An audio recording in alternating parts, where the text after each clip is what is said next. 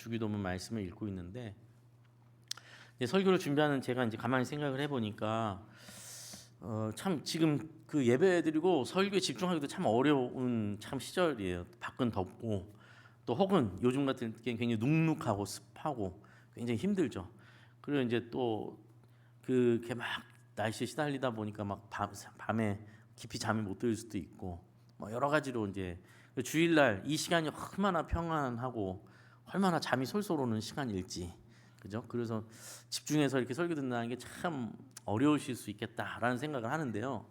근데 또 준비하는 입장에서 생각해 보면 이제 저는 이제 제 어떤 설교에 대한 이제 커리큘럼이라고 하죠. 이 커리큘럼이 저는 이제 성경을 처음부터 끝까지 다 이렇게 성도님들 다 다루어서 전해드리려고 하는 게 이제 제 기본적인 설교 방식이기도 하고 제 목표이기 때문에 이제 어떤 같은 본문을 이제 계속 돌아가는 게 아니고 아마 지금 신약성경 거의 끝까지 계속 갈 거란 말이에요. 그러면 한 최소 4, 5년 뒤에나 다시 이 본문으로 다시 돌아올 확률이 높아요. 다 처음부터 끝까지 다 할 거니까. 그러면 최소 4, 5년 뒤에나 다시 이 주기도문을 이렇게 구체적으로 다룰 테니 오늘 하루 졸린 하루 잠깐 졸고 지나가면 4, 5년 동안 이게 뭐 설명을 못 듣고 주기도문을 하게 된단 말이죠. 그래서 참 좀 이렇게 집중하기 어려울 수 있지만 조금 더 힘을 내 주셔서 이렇게 기도를 주님께서 가르쳐 주신 기도, 주기도문을 좀 차근차근 공부한다는 마음으로 좀 같이 따라와 주시면 좋겠다라고 생각이 듭니다. 사실 이 주기도문은 주님께서 말 그대로 가르쳐 주신 기도잖아요. 그래서 우리는 사실 주기도문을 공부하는 거나 마찬가지거든요.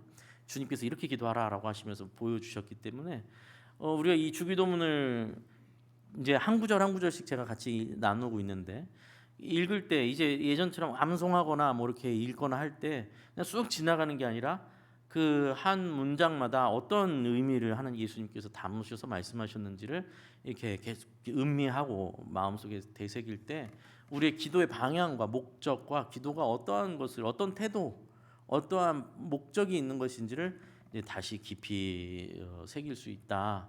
그래서 기도의 어떤 방향을 잡을 수 있는 그런 기회라고 저는 생각을 합니다. 그러니까 좀 집중해서 함께 같이 이 주기도문 주님이 뭐라고 우리에게 기도를 가르쳐 주셨는가 한번 마음속에 새기시는 시간이 되었으면 좋겠다라고 생각합니다. 예수님께서 하나님께 기도하실 때 처음으로 시작하셨던 말씀은 하늘에 계신 우리 아버지여였죠. 말 그대로 얼마나 하나님이 크신 분이신지 우리가 감히 하나님을 안다고도 할 수 없고 감히 우리가 하나님을 파악했다고 할 수 없는 그 크신 하나님.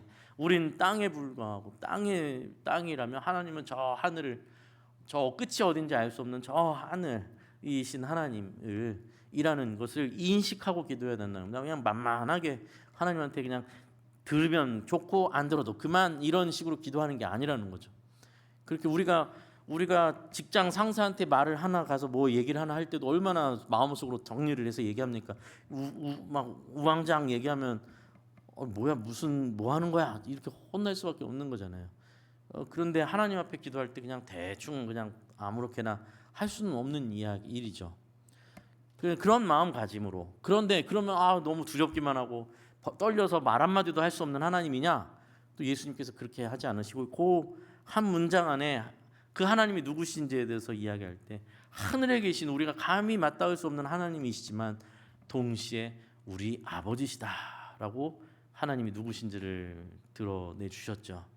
그래서 굉장히 크신 하나님이시고 우리가 감히 하나님을 뭐라고 정의할 수 없는 그 크신 하나님이시지만 그분이 우리의 아버지가 되시기 때문에 우리가 감히 그분 앞에 나가서 기도할 수 있다. 또 그 속에 담겨있는 우리라고 예수님께서 말씀해 주심으로 인해서 우리가 감히 예수님과 하나됨으로 인해서 감히 하나님을 아버지로 부를 수 있게 되었다라는 것을 우리가 생각해 보았죠. 그 다음에 예수님께서는 이름이 거룩히 여김을 받으시옵소서라고 기도하셨습니다. 하나님의 이름에 관해서 지난주에 함께 이야기를 나눴죠. 우리는 하나님의 이름조차도 파악할 수 있는 사람들이 못 됩니다. 우리의 지식과 능력으로 하나님을 헤아릴 수가 없다는 것이죠.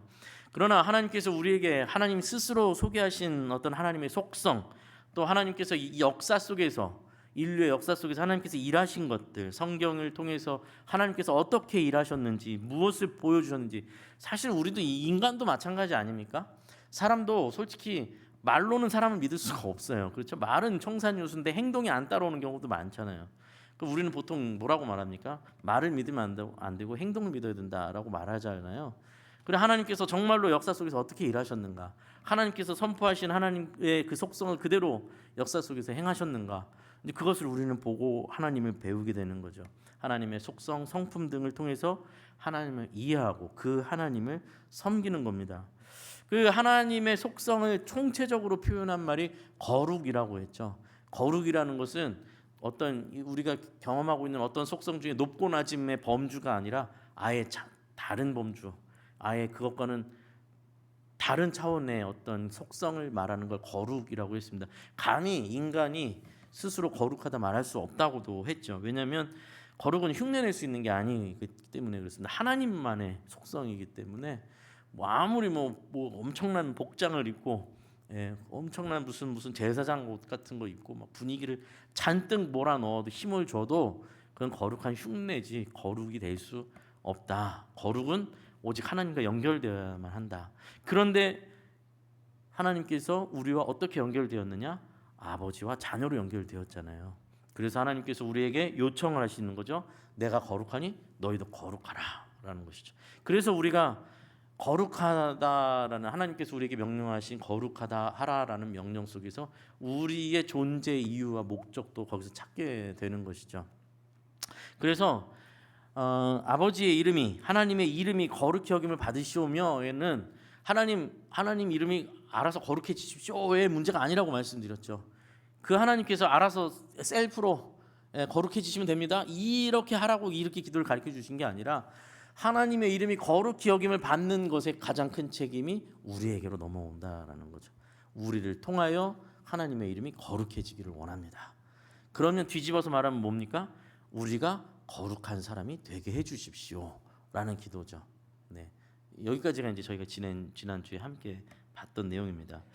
오늘은 예수님께서 그 뒤에 이어서 뭐라고 말씀하시는가? 나라가 임하옵시며 나라가 임하시오며 이렇게 기도하십니다. 이 말씀을 조금 더 구체적으로 풀면 하나님의 나라가 임하시옵소서라고 간구하는 기도죠. 하나님의 나라가 임하소서 이렇게 기도하는 거란 말이죠. 이게 지금 보시면 아시겠지만 처음에 하나님을 하늘에 계신 아버지로부터 지금까지 몇 구절 오지도 않았지만 다 연결되어 있다라는 것을 보시게 될 거예요. 그 의미가 뒤로 연결되고 있어요. 그러니까 우리가 하나님의 이름을 거룩하게 하시기를 기도합니다라는 것은 우리의 삶이 변화되기를 기도하는 거라고 말씀드렸잖아요. 그러니 그 뒤에 뭐가 오는 거냐? 하나님의 나라와 하나님의 통치가 나를 붙들어 주시기를 소원합니다로 연결됩니다. 오늘 이제 그 이야기를 생각하려고 하는 거예요. 그게 무슨 의미일까? 왜 하나님의 나라와 통치가 우리에게 필요한가? 이것을 예수님께서 왜 우리에게 그렇게 가르치셨는가를 생각하는 것입니다. 우리가 조금 이제 생각하게 되는 것은 좀 근본적인 부분을 오늘 좀 생각하려고 합니다. 하나님의 나라를 생각할 때 먼저 권위에 대해서 조금 생각을 해봐야 합니다. 권위에 대해서 생각하면 또 해야 될 얘기가 굉장히 많아요. 사실은요. 일단 근본적으로 말하자면 모든 사람들은 각자 개개인이 나름대로 다 어떤 권위와 법칙 아래 살아가고 있습니다. 아니라고 나는 아닌 것 같은데라고 말해도 소용없습니다. 모두가 그렇게 살아갑니다.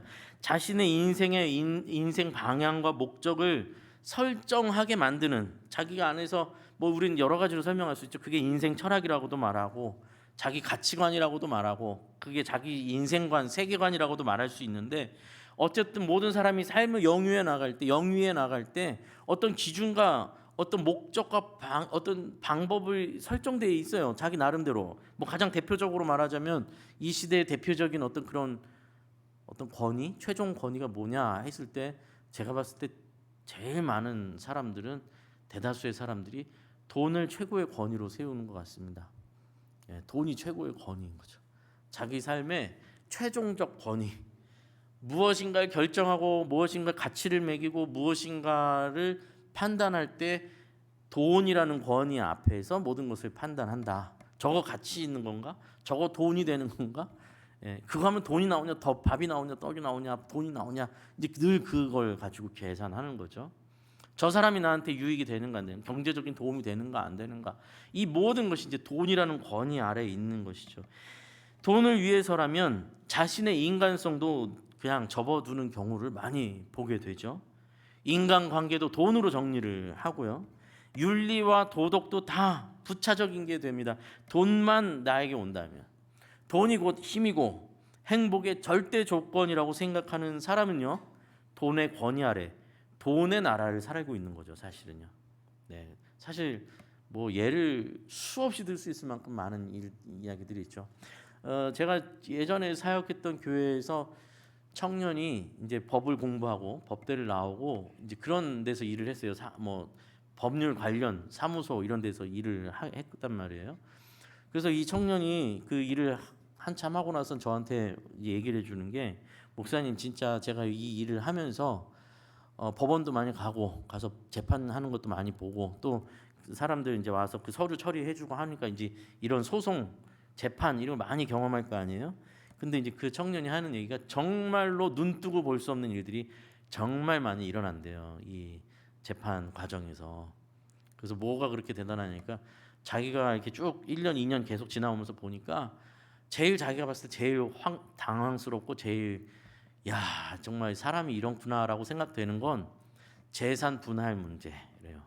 보통 유산 문제, 유산 분배하는 문제인데, 이 문제가 걸리면 형제고 자매고 없어진다라고 하더라고요. 기본적으로 가면 이제 재판 과정에서 보면 이제 싸우고 난리 날 거예요. 고성 지르고 막 하는데, 그때 기본적으로 이렇게 서류상 보면 언니, 오빠, 형, 동생인데 그냥 오빠라고 부르지도 않고 형이라고 부르지도 않는, 무슨 XX로 이제 부르기 시작하는, 욕으로 시작하는, 그냥 가족 관계가 다 깨진 거죠 이미. 그리고 막 완전히 뭐 상상도 할 수 없는, 일반 사회에서 만나서도 할 수 없는 욕을 서로 그렇게 주고받으면서 어떻게 해서든지 그 재산을 더 많이 나한테 갖고 오게 하려고 싸우는 걸 그냥 수도 없이 지금도 법원에서 지금도 수도 없이 계속 일어나고 있답니다. 정말 그걸 옆에서 보면 환멸이 느껴질 정도라고 하더라고요. 그게 현실인 거죠. 돈 앞에 모든 게 다 사라져요. 잠깐만 눈 감고 여기서 인간성을 접어버리면 나한테 돈이 오니까 그렇게 하는 거죠. 아이고, 뭐 이건 뭐 대표적인 인간상 중에 하나죠. 어떤 사람들은 권력을 지향합니다. 권력에 목숨을 걸죠. 대표적으로 제가 보기에는 못난 정치인들이 많은 것 같은데, 제가 못난이라고 수식어를 일부러 붙이는 이유는, 사실 정치라는 것, 정치 권력 자체는 부정적인 건 아니거든요. 원래 정치 권력이라는 것은 선하게 쓰이도록 만들어진 겁니다. 원래 우리의 모든 사람들이 함께 동참해서 자신의 어떤 자신의 권위라고 할까요? 권리를 모아서 대표자에게 그 권위를 양도하는 것 아닙니까? 막 위임하는 거죠. 위임해서 그 권력을 가지고, 그 힘을 가진 사람이 그 힘과 권력을 가지고 모든 국민들을 행복하게 하고 이롭게 하는 사회를 만들어 가도록 맡기는 거잖아요. 그런데 이제 대부분의 많은 사람들이 이 정치와 권력에 부정적인 마음들을 많이 갖는 이유는, 그렇게 아름답게 정치하는 사람들 많이 보기 힘드니까 그런 거잖아요. 옆에서 아무리 봐도 자기 권력을 위해서밖에 싸우는 것 같지 않아 보일 때 우리는 신뢰를 잃게 되는 것이고 부정적으로 생각하게 되는 것이죠. 그 옆에서 보면, 야, 저 사람은 지난번에는 저렇게 얘기해놓고 이번에는 180도 다른 얘기를 하면서도 저렇게 뻔뻔하게 말할 수 있나? 정치인이 되면 저렇게 되는 건가 하는 정말 어이없는 것들을 저희는 수도 없이 보게 됩니다. 그 사람에게 있어서는 권력을 주는 게 인생의 목표거든요. 그게 그의 나라입니다. 권력의 나라, 권력의 통찰에 있는 것이죠. 어떤 사람들은 남에게 어떻게 보이는가를 가장 중요하게 생각하는 사람들도 있습니다. 이제 허례허식이라고 하기도 하고, 우리가 체면 문화가 또 있죠. 그래서 이 체면, 남들이 나를 어떻게 볼까, 모든 걸 막 다 쏟아붓습니다. 내 형편이 안 돼도 좋은 차는 사야 되고, 그 내 형편에 맞지 않는 어떤 집을 사야 되고, 또 또 내 형편에 맞지 않는 여행을 가서 막 사람들 앞에서 내가 이렇게 잘 살고 있다는 걸 보여주지 않으면 자기 자존심이 막 무너지는 거죠. 자존감에 막 어려운 거예요. 그 자기 자존심 그런 부류의 사람들은 자기 자존심 조금만 건드리면 막 폭발을 합니다. 막 어쩔 줄 몰라요. 뭐 지금 간단히 가장 너무 원론적이고 원초적인 이야기지만 한 세 가지 정도만 예를 들었지만 사실은 이제 교회 안에서도 혹시 그런 통치가 들어오면 이건 굉장히 교회가 깨지는 거예요. 교회가 돈 논리로 움직이게 된다면, 사람을 돈으로 본다면, 그럼 그건 그때부터 교회가 아닌 것 아닙니까? 그렇죠? 정치 구조로 넘어간다면, 내가 세상에서 말이야, 내가 잘 나가는 사람인데, 내가 회사에 가면, 내가 지역사회에 가면, 내가 말하면 사람들이 다 그렇게 귀 기울여 듣는데, 교회 왔더니 내 말 아무도 들어주지 않으니까 막 그거 가지고 막 분내고 썩내는 분들은 사실 많이 봤어요. 무시당한다고 생각하고 말이죠. 여기는 하나님의 자녀들의 모임이지 여기서 누가 높고 낮음을 가지고 권위를 찾을 곳이 아니거든요. 이제 하나님의 자녀라고 왔으면 우리 더 뒤집어 생각해 보면 우리가 집에 자녀들을 키우는데 자녀들끼리 막 서로 막 싸우기를 내가 더 잘났고 네가 더 잘 못 낳고 넌 내 미치고 막 이런 거 갖고 싸우고 있다고 생각하면 얼마나 답답한 얘기입니까? 그런데 이제 그런 생각들 혹은 체면 문화 마찬가지죠. 사람들이 날 어떻게 생각할까? 그것에 의해서 움직인다? 그러면 교회가 본질을 잃어버리는 것이고 우리도 불행한 신앙생활을 하게 되는 것 아니겠습니까? 모두가 사실은 세상에 있는 모든 사람들이 행복한 인생을 살고 싶어 합니다. 그 자기도 모르게 그 행복한 인생을 살기 위해서 그 행복의 최종 조건을 자기도 모르게 만드는데 그게 자기한테 최종 권위가 되는 거예요. 그렇죠? 그게 돈이면 돈을 중심으로 모든 걸 생각하고 돈을 위해서 돈을 중심으로 살아가는 것이고 아니면 권력과 힘이고 사람들 앞에서 그렇게 막 드러내는 것이라면 그것을 가지고 평생 애쓰고 살아가는 거예요. 끝까지 마지막까지 그 자존심으로 남들의 어떤 허례의식 뭐 이런 것들 또 사람들이 어떤 그것에 하면 또 그것으로 평생 살아갑니다. 그 권위 아래 있는 거예요. 그러니까 여러분 우리가 신앙생활 하면서 나는 어떤 권위 안에 정말 있는가를 좀 한번 돌아보셔야 됩니다. 사람마다 다 달라요. 뭐 교회 와서는 뭔가 신앙생활 이렇게 열심히 하는 것 같은데 실제로는 어떤 신앙과 하나님 말씀과 진리가 내 최종 권위가 아니라 내 최종 권위는 내 자존심인 경우도 많아요. 제가 봤을 때는 자존심 상하면 기분 상하면 다 내팽겨치고 그냥 사라지는 분들도 많이 봤어요. 우리 신앙의 중심이 뭐냐? 그거 한번 생각해 보셔야 됩니다. 그거 자기 나라예요. 자기 권위입니다. 이 부분까지 생각하고 조금 더 다른 이제 방향에서 다른 결에서 조금 더 생각을 해봤으면 좋겠는데, 그 요즘 시대에는 또 전통적인 권위를 굉장히 부정하는 세대가 된 것도 사실이에요. 그래서 소위 탈권위 시대라고도 말합니다. 기존의 전통적인 권위에 대해서 거부 반응을 굉장히 일으키는 세대가 되었죠. 한참 됐죠. 사실은 이제 제가 제 나이대 또래 위아래로 해가지고 이제 사회에서는 일반적으로 예전에 뭐라고 불렀냐면 X세대라고 불렀거든요. X세대. 제가 이제 X세대라고 되게 좀 묘하게 좀 어색하네요. X세대라고 불리는 그 세대였는데 제가 X세대로서 경험했던 최근 한 20몇 년, 30년 가까이 되는 이 시간 속에서 정말 많이 느꼈어요. 저부터도 많이 느꼈고. 그러니까 무슨 얘기냐면 대학을 가고 성인이 돼서 공동체에 들어갔을 때 저희 선배님들 몇 살 차이 위로 선배님들은 기존의 권위자들 어떤 뭐 예를 들면 선배가 됐든 아니면 뭐 선생님이 됐든 어떤 기존의 뭐 할아버지 할머니 부모님이 됐든 어른들이 이야기하면 마음에 동의도 안 되고 마음에 들지 않아도 다들 고개 숙이고 이러는 걸 저희는 계속 보면서 컸어요. 그런데 저희 세대 때부터 그게 점점 고개를 드는 세대가 됐어요. 아닌 것 같은데 이런 느낌이죠. 뭐 이런 느낌이에요. 저희 세대가 그랬다면 요 밑으로 이제 MZ 세대죠. 요즘은 MZ 세대예요. MZ 세대는 어림도 없는 얘기입니다. 그런 식으로 뭐 권위로 이렇게 막 탁 누르려고 하면 바로 반발하고 튀어 나오는 세대가 되었죠. 그래서 탈권위의 시대라고 합니다. 뭐 요즘은 뭐 그런 얘기들 많이 하죠. 상사들이 직장 상사들이 부하 직원 눈치를 본다. 뭐 이런 얘기들이 막 나오고 많이 경험들 한다고 합니다. 제가 이 얘기를 들어보면. 근데 이제 또 대표적으로 또 그런 것도 있죠. 요즘은 이제 시어머니가 며느리 눈치를 보고 살아야 된다. 뭐 모시고 살아야 된다. 이런 얘기도 많이 하죠. 농담 아닌 농담으로 무슨 얘기를 합니까?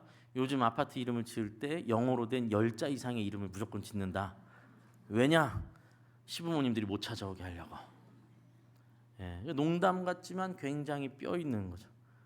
못 찾아오게 합니다. 심지어는 저도 많이 봤어요. 결혼 조건 중에 하나가 시부모님이 우리 집에 못 오게 하는 거.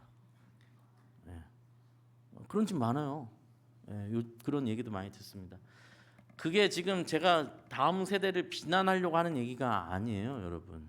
예, 그게 아니라 우리가 이제 전통적인 권위의 어떤 부작용 때문에 일어난 반작용 아니겠습니까? 사실 그죠? 뭔가 이야기를 잘못된 이야기를 했을 때 거기에 대해서 같이 토론을 하거나 이야기를 나눌 수 있는 분위기를 만들어주지 못했던 혹은 폭력적으로 군대 문화라든지 뭐 이런 식의 문화들 속에서 그 세대가 이제 그걸 더 이상 견디지 못하겠다 생각하고 단절시키는 것이고 탈권위하겠다라는 이야기인데 문제는 이제 과연 물론 권위주의도 문제지만 탈권위도 과연 그것도 더 나은 방향으로 가고 있는 것인가에 대해서 저는 동의는 되지 않습니다. 지금 이제 전 세계적으로 기본적으로 사회학이나 뭐 이 문화 인류학에서는 가부장제가 몰락하고 있다고 평가하고 있습니다. 이 세대 자체가 가부장제가 몰락하고 있다. 남성 중심의 어떤 가장의 역할이 이제 그 권위가 다 무너져 내리고 있다. 더 이상 예전처럼 할아버지가 다 소집해갖고 뭐라고 혼낼 수 있는 시대는 지나갔다. 그죠? 아버지, 남자, 남편, 가장 이런 역할들이 예전만큼 이제 권위는 더 이상 있지 않다. 각자 알아서 하는 것이고 어른이라고 부모님이라고 해서 요즘 여러분 이런 얘기도 막 듣지 않으세요? 저도 그런 이야기 많이 듣습니다. 요즘 어린 애들은 이렇게 혼내려고 뭐 이렇게 회초리라도 이렇게 들고 신용 내리면 뭐라고 반응하는지 아세요? 예? 아동학대로 신고할 거예요. 이런단 말이죠. 예전 같았으면 어떻게 그런 말 하는 순간 매가 몇 배로 늘어나겠죠. 지금은 그게 장난이 아닌 거예요. 네. 이제 어느 한쪽에 제가 저울을 이렇게 무게를 두는 게 아니라 그 사이를 말하려고 하는 겁니다. 과연 이게 우리에게 더 나은 시대가 되었다고 말할 수 있느냐? 요즘 이제 젊은 사람들과 얘기를 하고 세대를 보면 이 뭐 가부장제가 무너질 뿐만 아니라 남녀간의 어떤 평등 문제도 굉장히 예민한 시대가 됐죠.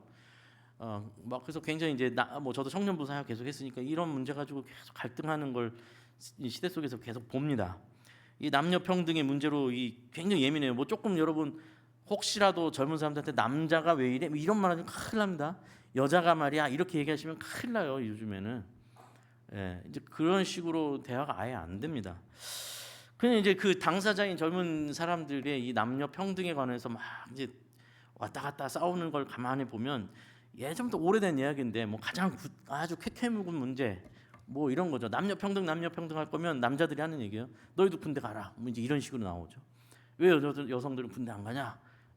남자도 억울한 건 평등하려면 여성들도 군대 가야 되는 거 아니냐? 아무리 이제 또 이번 또 반대쪽에서 우리는 출산하고 아이를 낳지 않느냐? 막 이제 이렇게 나와요. 그럼 남성들이 또 뭐라고 할까요?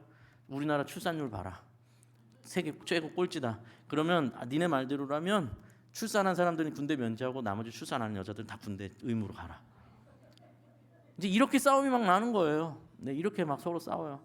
그리고 이제 남녀 평등 하니까 또 이제 또 이런 얘기도 하는 거죠. 또 이렇게 회사 가면 생수통 있잖아요. 생수통 들어서 꽂아야 되는 거 되게 무겁잖아요. 왜 남자들이 이거 맨날 해야 되냐? 여성들이 해라. 이제 이게 남녀 평등이다. 남녀 평등을 그렇게 원하지 않았느냐? 여성들이 이거 갖다 꽂아라. 이제 이런 식으로 이제 대화가 전개되어 가는 거죠. 참 답답해요. 제가 봤을 때는 남성은 여성에게 고마워하면 되는 거고 여성은 남성에게 고마워하고 혹시라도 부당한 어떤 부당한 대우를 받거나 혹은 배려를 받지 못하는 부분에 대해서 같이 논의하고 그 부분에 대해서 인정할 것은 서로 인정하고 그 부분에 대해서 뭐 남자가 주로 힘을 쓰는 일을 하면 또 남성이 힘쓰는 일을 하니까 반대에 뭐 힘 쓰지 않는 일 중에서는 여성들이 대신 하겠다 뭐 이런 식으로 서로 조화를 이뤄가면 서로 고마워하면서 같이 이뤄가면 좋을 것 같은데 희한한 이상한 논리로 막 서로 싸우기 시작하면서 실제로 서로 누려야 될 것들을 못 누리게 되는 것이죠. 뒤집어서 말하면 아까 말씀드린 것처럼 부모님들의 간섭, 부모님들의 말이 통하지 않는 어떤 세대 차이가 있어서 답답할 수 있을지 모르겠으나 그것 때문에 시부모님이 우리 집에 오는 것을 막아버려야 된다라는 그런 생각이 과연 우리를 더 나은 길로 인도하는 길이 되겠는가? 동의가 안 됩니다. 이제 그 속에는 뭐가 있습니까? 그 속에는 탈권위라고 말했지만 사실은 그 권위를 누구한테 최종 권위가 뭐가 된 걸까요? 자기 중심이 자기 자신이 최종 권위자. 나한테 해가 되면 다 필요 없는 거야. 내가 싫으면 아니야. 이게 된 거죠. 지금 세대는 권위를 자기 자신에게 두고 있습니다. 최근에 이제 또 제가 보는 문화 중에 하나는 여러분 아마 젊은 사람들만 알 것 같은데요. 예전에는 약혼식도 많이 했었잖아요. 그렇죠? 근데 요즘 약혼식 거의 안 하고 결혼식을 하죠. 근데 요즘에 또 결혼식 말고 또 무슨 이런 결혼 같은 예식이 하나 또 생겨나고 있는데 뭔지 아십니까, 여러분? 전혀 예상 못하는 표정이신데 비혼식이 생겨났습니다. 비혼식. 청첩장처럼 비혼식 초대장을 보내요. 저도 이렇게 보니까 그런 게 있더라고요.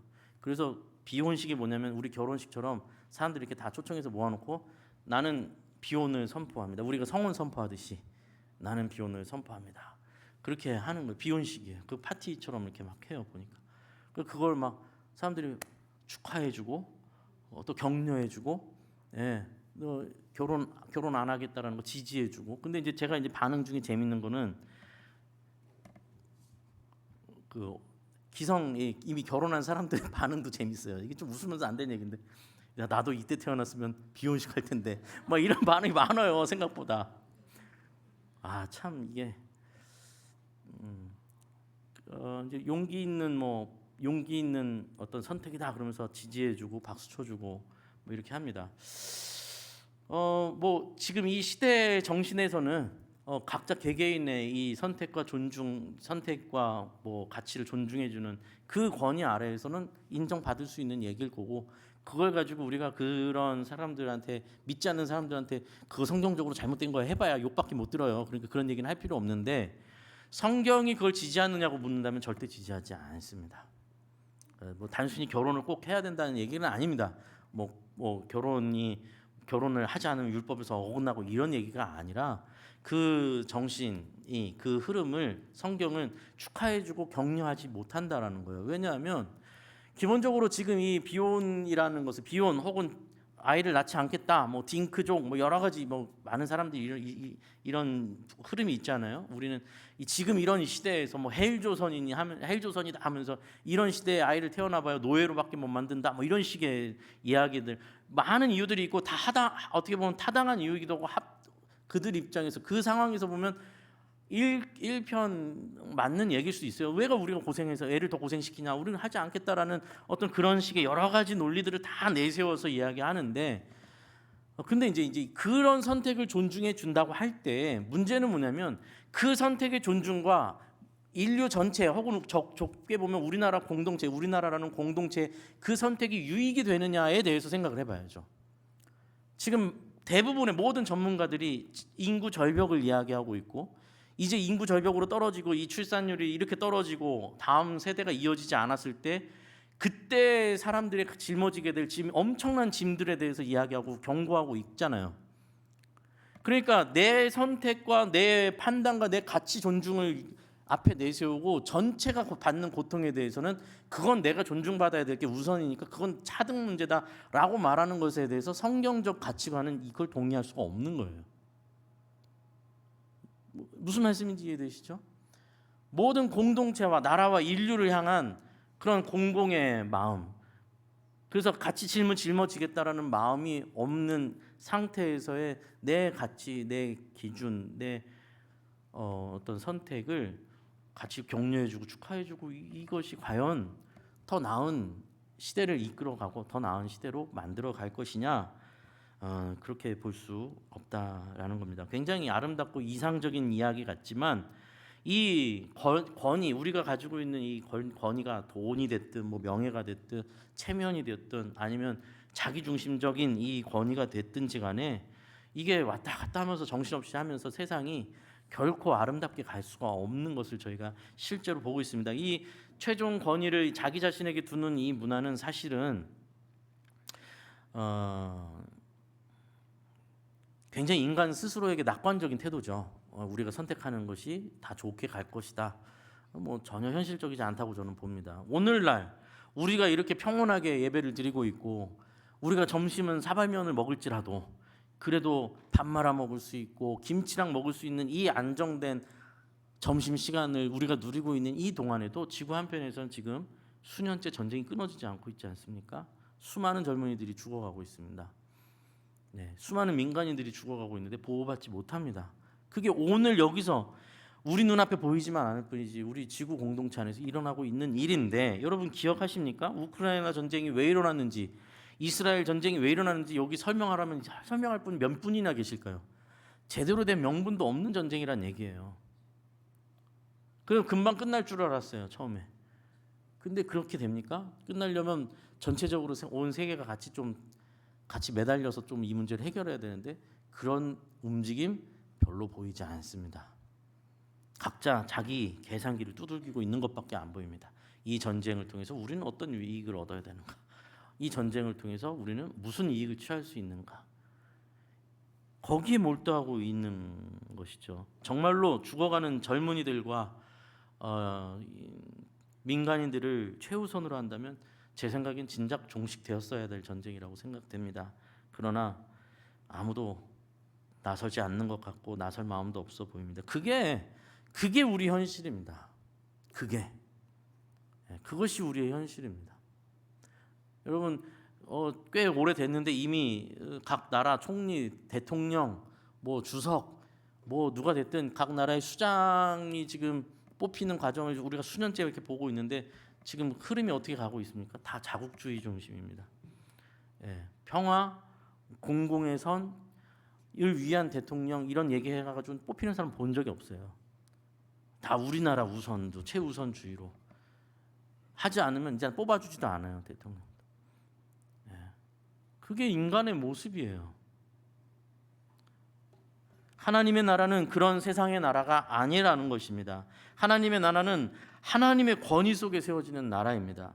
그러니까 하나님의 나라는 하나님의 뜻에 의해 이루어지는 나라, 진정한 하나님의 통치가 이루어지는 나라가 하나님의 나라예요. 예수님께서는 그 하나님의 나라가 이루어지기를 기도하라는 겁니다. 그 하나님의 나라는 돈으로 사람이 평가되는 나라가 아닙니다. 그 하나님의 나라는 힘으로 세워지는, 힘으로 쟁취하는 나라도 아닙니다. 그 하나님의 나라는 헐의 허식과 가식으로 그것이 통하는 나라도 아니다라는 겁니다. 하나님의 나라는 하나님의 뜻과 하나님의 성품과 하나님의 거룩하심이 통치의 근본이 되는 나라, 그 나라가 하나님의 나라인 것입니다. 이 하나님의 나라에 대한 이 주제는 이렇게 오늘은 근본적으로 권위 문제를 제가 말씀드렸지만 하나님 나라라는 주제만 가지고도 몇 주간 앞으로 또 다루게 될 겁니다. 마태복음 13장만 가도 마태복음 13장 전체에 여러 비유가 나오는데, 예수님께서 주신 비유가 나오는데 그 비유 전체 다 모두가 천국 비유예요. 천국 비유라는 게 하나님 나라 비유입니다. 하나님의 나라는 어떠한 나라인가, 그것을 이제 배우게 될 겁니다. 기본적으로 오늘 예수님의 기도를 통해서 조금 생각해 볼 부분은 한두 가지만 생각해 보자면, 예수님께서 누가복음 17장에서 이렇게 말씀을 하세요. 하나님의 나라는 볼 수 있게 임하는 것이 아니라 여기 있다 저기 있다 하는 나라가 아니라 하나님의 나라는 너희 안에 있느니라 라고 말씀하십니다. 무슨 말씀일까요? 하나님의 나라는 미국이다, 이스라엘이다, 무슨 한국이다 이런 식으로 눈에 보이는 나라가 하나님의 나라가 아니고, 하나님의 나라는 우리 마음속에서 시작되는 것이 하나님의 나라라는 거예요.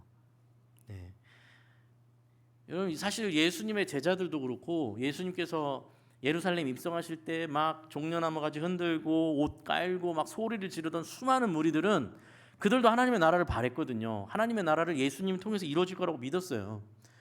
근데 그들이 생각했던 하나님의 나라는 예수님께서 딱 등판하셔서 멋지게 죽은 나사로, 얼마 전에 일어난 사건이 뭐였냐면 나사로가 죽은 나사로 살리는 사건이거든요. 세상에 죽은 사람을 살리는 분이 왔어요. 그러니 이제 두려울 게 뭐가 있어요? 이분이 왕이 되면 우리나라, 이 하나님의 나라가, 이스라엘이 다시 다윗과 솔로몬의 그 영광된 나라를 회복할 수 있을 것이다. 그래서 호산나 호산나 외쳤던 거 아니에요? 그런데 그 예수님이, 그렇게 기대를 한 몸에 받았던 예수님이 무력하게 십자가에 끌려가서 헐벗은 몸으로 벌거벗겨져서 십자가에 죽으시는 처참한 모습을 보니까 다 뿔뿔이 터져 도망가 버리는 거죠.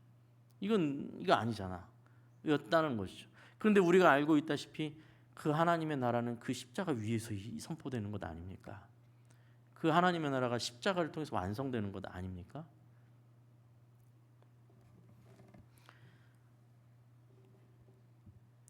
가장 먼저 하나님의 나라가 시작되는 것은 다른 것이 아니라 우리 마음에서부터 시작되는 겁니다. 우리 각자 한 사람 한 사람이 하나님의 통치 아래 엎드리고 자기 자신을 하나님의 통치 아래에 순복할 때 그곳에서부터 하나님의 나라가 시작되는 거예요. 우리는 세상의 불의와 개혁에도 물론 관심을 가져야 돼요.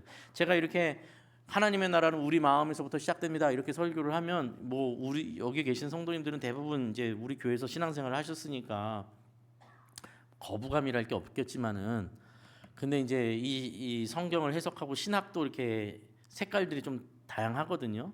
근데 좀 더 진보적이고 사회 참여를 많이 하는 그런 교단이나 그런 목회자들은 이렇게 제가 여기까지 설교하면 저게 보수주의의 한계다 이제 이렇게 저를 이제 비난하기 딱 좋은 얘기거든요. 하나님의 나라는 우리 마음에서부터 시작됩니다.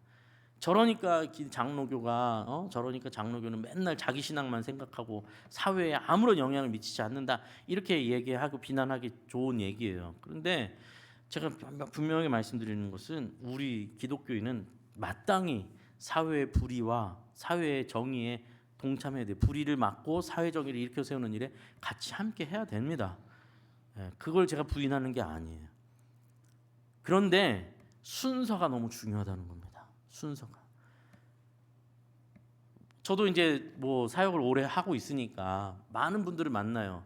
이런 성향, 그런 성향을 가지신 목회자들, 혹은 사회 운동가들, NGO 아니면 사회 기관에서 일하시는 분들, 사회의 정의를 위해서 일하시는 분들, 어떤 선교회 단체 뭐 많은 사람들을 만나요. 근데 이제 가만히 보면 이제 크게 보면, 멀리 보면 그런 거고, 교회 안에서도 다 봉사자들이 마찬가지 아닙니까? 멀리서 보면 굉장히 뛰어난 일들을 하고 있고, 사회에서도 큰 일들을 하고 있고, 사회 정의를 이루는 것 같고, 그래서 기독교의 어떤 교회의 이름을 높이는 것 같은데, 가까이 가면 가까이 갈수록 너무 가까이 하기 괴로운 사람인 거예요.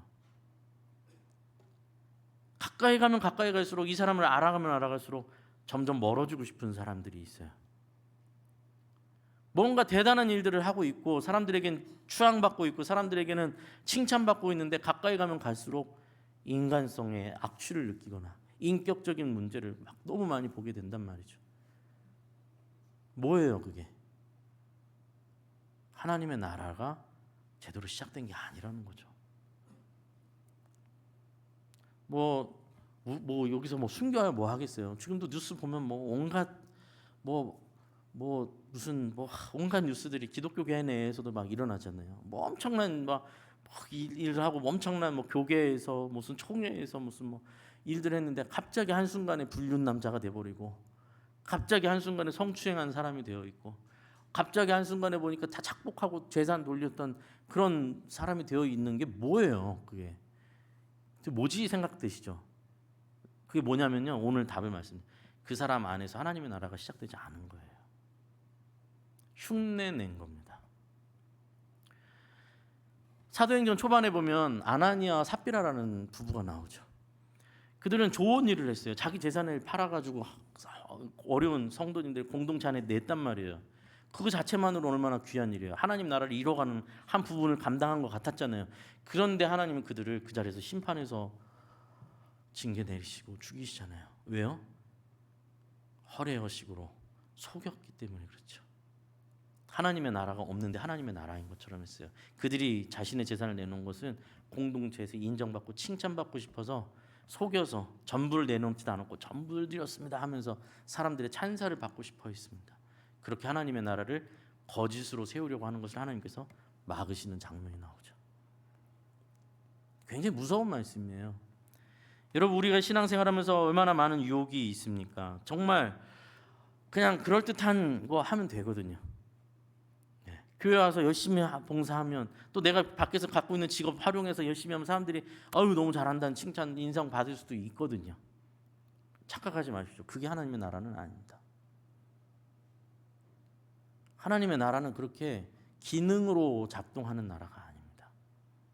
하나님의 나라는 우리의 전 인격이 하나님 앞에 엎드려졌을 때 시작되는 나라입니다. 계속 말씀드리지만 그 통치 아래 들어가야 하나님의 나라가 시작되는 겁니다.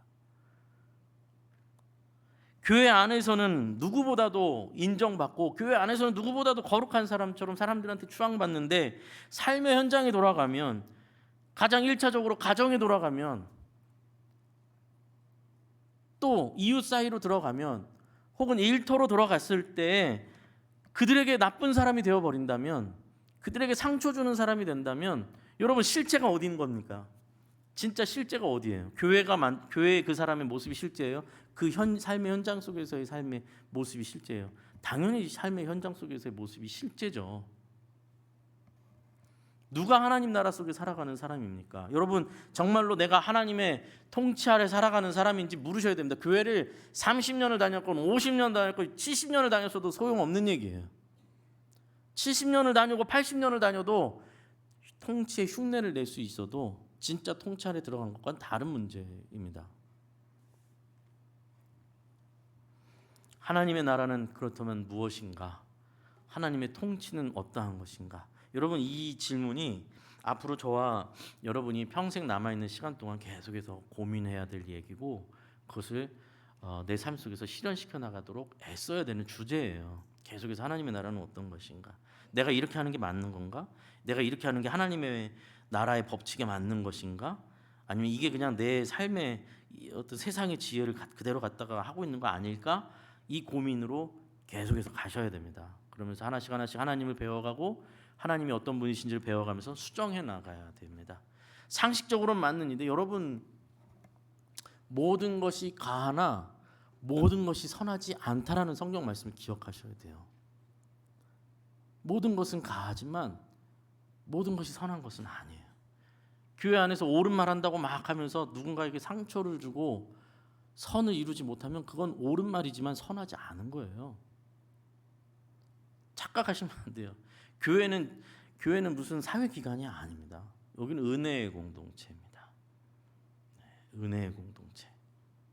은혜의 공동체이기 때문에 난 잘못했는데 여러분 용서해 주셔야 됩니다. 이런 뻔뻔한 은혜가 아닙니다. 또 한 가지만 더 생각하고 마지막으로 마무리하겠습니다. 하나님의 나라는 어떠한 나라인가 할 때 예수님께서 오늘 이 짧은 표현을 두 가지를 하시죠. 하나님의 나라라는 표현과 하나님의 나라가 임하시옵소서라고 표현했어요. 하나님의 나라를 성취하게 해주십시오가 아니라 하나님의 나라에 우리가 들어가게 하여 주옵소서가 아니라 뭐라고 기도하라고 했냐면 하나님의 나라가 임하시기를 기도했어요. 무슨 이야기입니까? 우리가 가는 나라가 아니라 그 나라가 우리에게 오는 나라랍니다. 이거 굉장히 중요한 이야기입니다. 하나님의 나라는 우리가 만들어내는 나라가 아닙니다. 우리가 성취하는 나라가 아닙니다. 우리의 노력과 의로 이루어지는 나라도 아닙니다. 하나님의 나라는 하나님께서 우리를 찾아와 오주셔야 가능한 나라입니다. 예수님께서 이 땅에 오실 수밖에 없었던 이유입니다. 예수님께서 이 땅에 오셔야 하나님의 나라가 비로소 세워졌던 것처럼 주님께서 우리 안에 찾아오 주시지 않으면 우리는 아무것도 할 수 없습니다. 하나님의 은혜 없이는 나는 아무것도 못합니다. 하나님의 은혜밖에 나를 이끌어갈 수 있는 게 없습니다. 나는 조금만 잘하면 칭찬받으면 금방 목이 굳어지는 사람입니다. 나는 조금만 사람들한테 안 쉬운 소리 들으면 자존심에 불타버리는 사람입니다. 하나님 은혜밖에 저를 인도할 수 있는 그 어떤 것도 없습니다. 하나님의 나라가, 하나님의 통치가 나를 사로잡아 주십시오라고 우리 자신을 하나님 앞에 내어 맡기셔야 합니다. 여러분, 이 기도는 계속 이어지는 기도라고 말씀드렸죠. 우리가 그렇게 하나님의 나라의 통치가 우리에게 임할 때 그 하나님의 통치에 항복하고 순종하고 순복해서 엎드릴 때에 순종할 때 하나님의 이름이 어떻게 된다고요? 거룩히 여김을 받으시는 겁니다. 네. 아버지여, 하나님의 이름이 거룩히 여김을 받으시기를 원합니다. 뒤에 뭐가 나온다고요? 하나님의 나라가 그러니 내게 임하여야 합니다. 하나님의 통치가 내게 임하시기를 간구합니다. 그렇게 이어지는 내용이에요. 예수님께서 십자가에 달리시기 전에 예수님께서 하나님 앞에 가서 하나님과 독대하는 시간이 있죠. 하나님 앞에 눈물로 기도하시는 시간, 밤이 새도록 눈물로 기도하시는데 뭐라고 기도하십니까?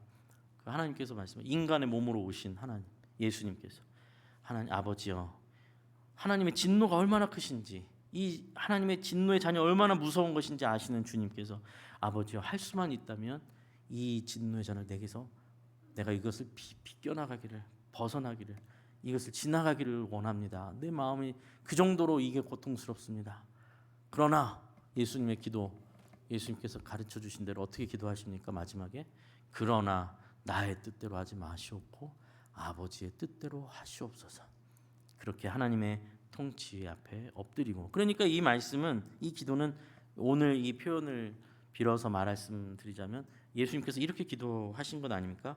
하나님, 저는 하나님의 통치 아래에 있습니다. 그것이 그 통치가 나를 죽음으로 이끌어 간다 할지라도 나는 그 통치에 순종하겠습니다. 예수님이야말로 하나님의 나라가 무엇인지 보여주신 분이시죠. 그렇게 하나님의 나라의 문이 또 열리는 것이고요. 그러니 우리도 내 안에 하나님의 나라가 세워지기를 여러분 기도하셔야 됩니다. 신앙생활이요, 제가 보면 흉내내기 너무 쉬워요. 처음에만 좀 어렵지 한 2, 3년만 다니고 5년만 다니면 조금만 눈썰미 있으면 대피기도 잘할 수 있어요.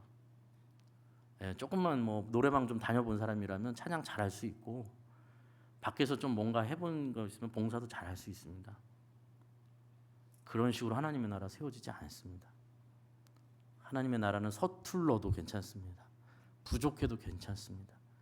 그러나 내 안에 하나님께서 세우신 그 하나님의 나라에 순종하여 내 옛사람을 죽이고 주님께서 내 안에 세우시는 하나님의 나라, 그 하나님의 나라가 세워짐으로, 그 길을 따라감으로 인해서 하나님의 나라가 우리 안에 세워지는 것을 믿으시고 그 길을 따라가시고, 또 그것이 우리 힘으로 되지 않으니 하나님, 내 안에 하나님의 나라를 세워주소서, 임하여 주옵소서 함께 기도하며 우리 남아있는 우리의 인생을 가짜 인생 살지 말고 진짜 거룩한 하나님의 백성으로 살아가는 저와 사랑하는 우리 성도님들 되시기를 간절히 소원합니다. 기도하겠습니다. 하나님 아버지, 감사합니다. 하나님의 나라에 관하여서 짧게 생각해 보았습니다. 우리는 어떤 권위 아래 살아가고 있습니까? 교회를 열심히 다닌다 하지만 정작 우리의 권위는 돈 아래에 있거나 명예 아래에 있거나 체면치레 아래에 있거나 자존심 아래에 있지는 않습니까? 주님, 정말 옛사람인 우리를 죽이게 하여 주시고 하나님의 나라 우리에게 임하여 주셔서 우리의 옛사람을 밀어내 주시고 하나님의 통치, 예수 그리스도를 인한 새 생명이 우리 안에 세워지도록 하나님 역사하여 주시옵소서. 이제는 우리 주 예수 그리스도의 은혜와 하나님의 무한하신 측량할 수 없는 크신 사랑과 성령님의 보호하시고 인도하시고 교통하심이 이 자리에 나와 주의 말씀 앞에 우리 자신을 정직하게 세우고 주님께서 가르쳐 주신 기도를 마음속에 하나하나 새기며 우리 자신을 내려놓고 예수님께서 가르쳐 주신 그 기도의 말씀을 따라 우리 안에 하나님의 나라가 임하기를 간절히 소원하는 여기 있는 모든 하나님의 백성들, 자녀들 머리 위에, 삶의 터전 위에 이제부터 영원까지 함께 해 주시기를 간절히 축원하옵나이다. 아멘.